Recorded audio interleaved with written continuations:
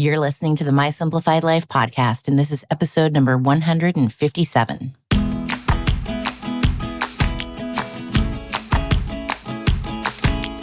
Welcome to the My Simplified Life podcast, a place where you will learn that your past and even your present don't define your future. Regardless of what stage of life you're in, I want you to feel inspired and encouraged to pursue your dreams, simplify your life, and start taking action today. I'm your host, Michelle Glogovac, and I'm excited to share my stories and life lessons with you while taking you on my own journey. This is My Simplified Life.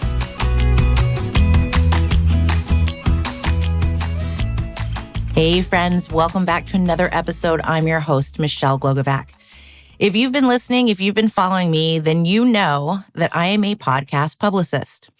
What that means is that I gain PR, visibility, elevate profiles of clients through podcast interviews.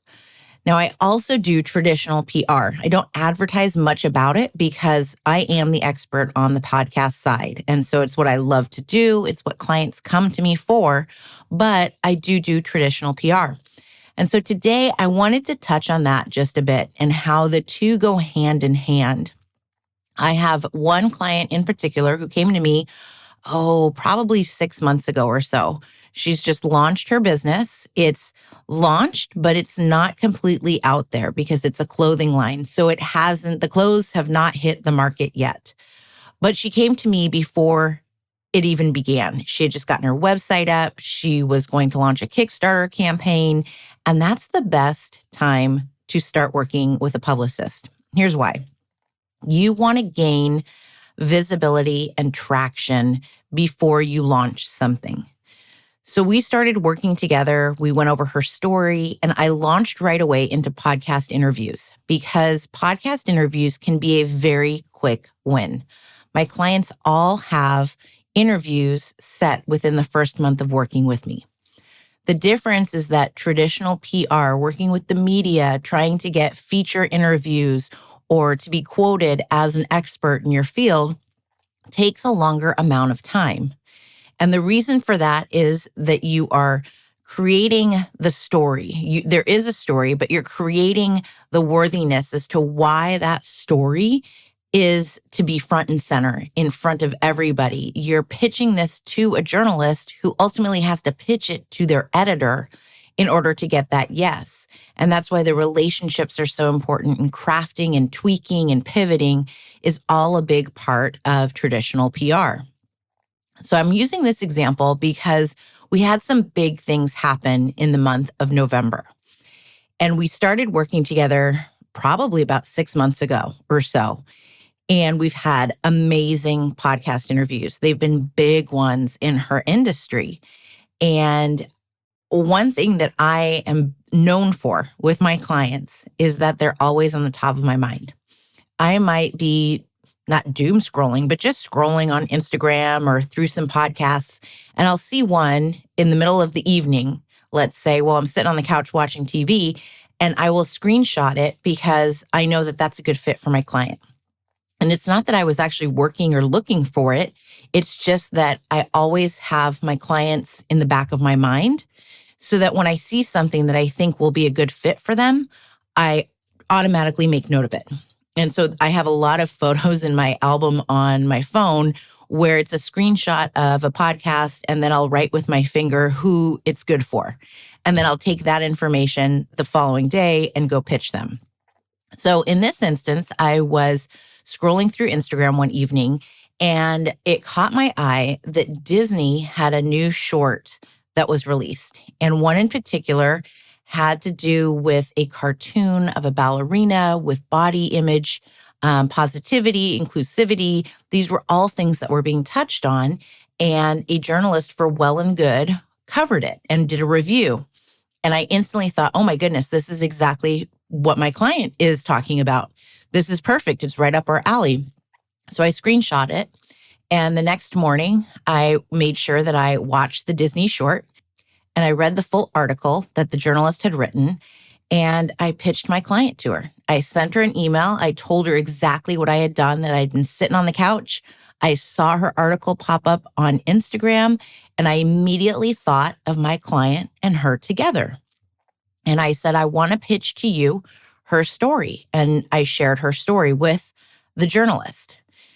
Now, as a publicist, here is like the biggest thing that can happen is when you get a response from a journalist in like less than 30 minutes, you know you've struck good.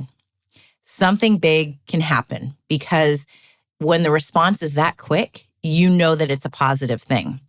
And the journalist came back and said, oh my goodness, yes, I want to do this. I'm going to pitch it to my editors. I'll get back to you. I thought that this might take a week or so.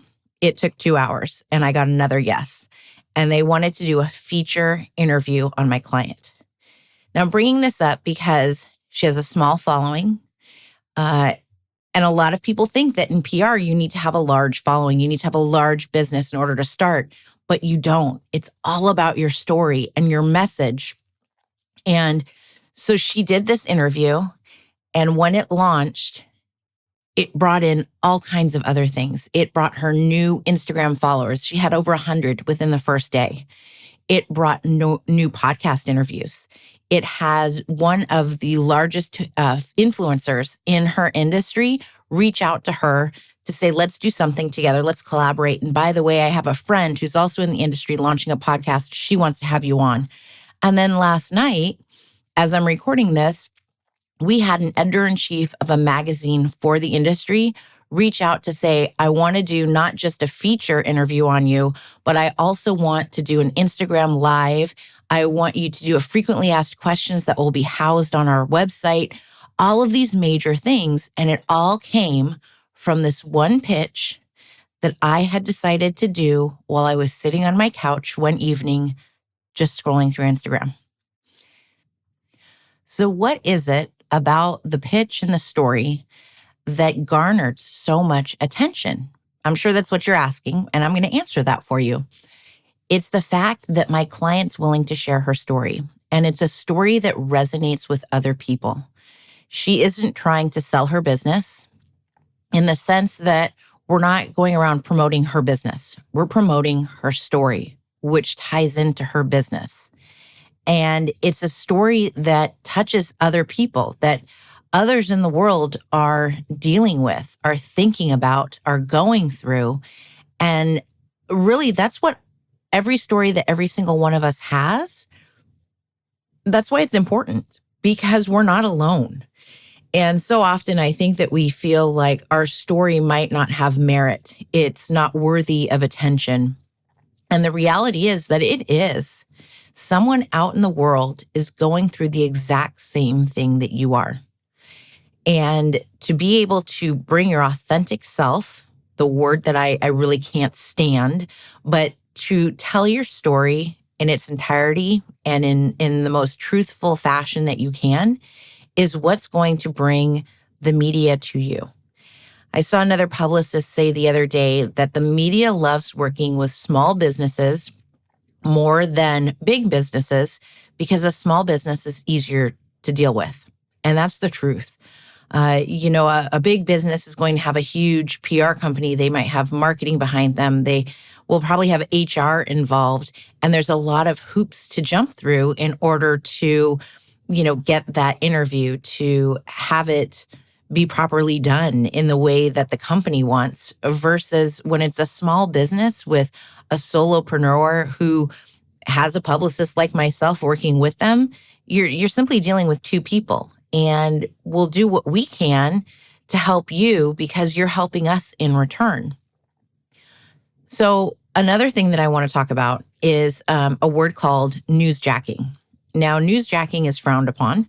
It is when something is trending in the media and you jump on it to make it a part of your story. So there's a part of this story in which I did newsjack. The Disney short came out and it applied to my client. And so I brought the two together. But what I didn't do is make the Disney short about my client. My client was relevant far before the Disney short came out, but this short film is what brought more attention to it. And because of this, we were able to gain more traction. So newsjacking can have its positives and its negatives as long as you're not taking something that is a negative news story and then turning it around to help benefit you. That would be the negative newsjacking that we want to avoid.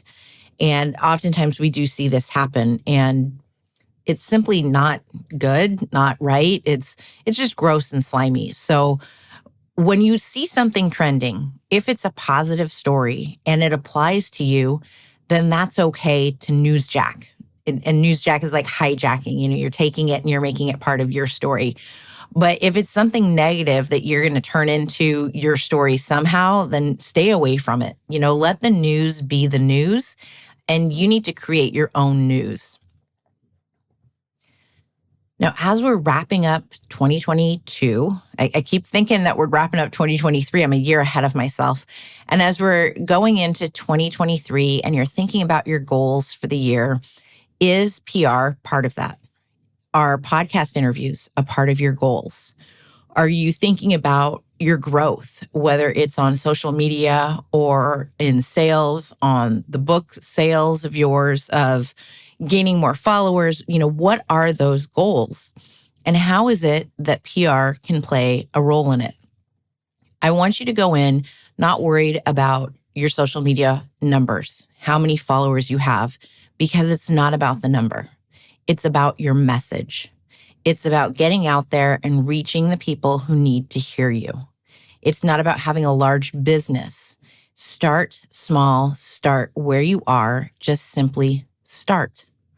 And I think that the key in all of this is to ensure that you know what your message is, to know what your story is, and to keep your eyes open to the world around you, to see what it is that's already out there that's similar to what you have to say, and attaching the two.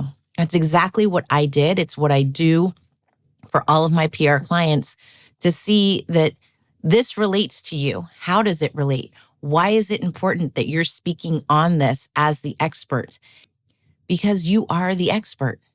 You are the one who should be sharing your own story. Every company has a story.